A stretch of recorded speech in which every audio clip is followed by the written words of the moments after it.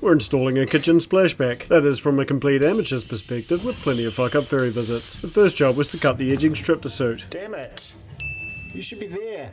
Let's try this again. Not a great start, although we came right on the second attempt. Using the grinder was a bit rough on the edges, so the internet told me that I could use a drop saw.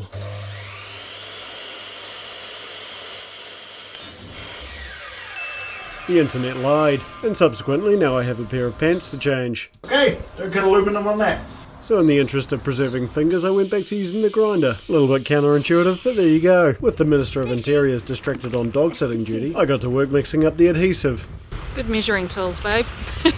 And on account of previous fairy visits, we opted to do that outside. To stop any water from wicking its way underneath the tiles, we put a layer of silicone underneath as well as the adhesive on the wall, and then stuck the edging strip down. And after finding our centre line, the first tile went on the wall. And since Nick has done this once before, she took the lead. We worked our way from the centre line outwards, putting on just enough adhesive for the next few tiles, using the little plastic spacers to make sure it all lined up. And while Nick continued to the end of that row, I was outside cutting up the new edging strip. And that was about when Mum and Dad turned up, but unfortunately they knew nothing about tiles, but were surprisingly good with the phrase "you missed a spot." So trying to ignore this, shall we say, encouragement, I worked my way to the left-hand edge. It's perfect. And as luck would have it, we didn't need to cut any tiles. We seemed to be quite popular today because Matt turned up to tell us we missed a spot too. Unfortunately, we weren't so lucky on the length of the tiles because they all needed to be cut in half, which is exactly where this wee contraption comes in. It's a manual tile cutter that scores and splits your tile wherever you need it. And of course, no renovation of mine would be complete without a visit from the foreman, begrudging as it may have been. So before putting this last row up, I got the final edging strip into place first. We were getting mighty close to the end and then someone distracted me with a beer. Cheers.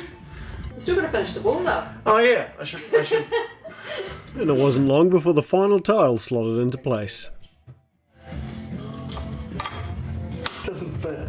The last one doesn't fit. That is pretty on brand really. I just shumped most of the top row across to make it fit nicely. And with a little bit of sandpaper persuasion, the laying the tiles phase was complete. That's much better. And so while we thought we were safe to leave it for the remainder of the day, the fairy got to work. Well, one of them didn't stick. So with that little blunder remediated, we got back into it the next day and started our grouting. My initial batch was an absolute dog's breakfast.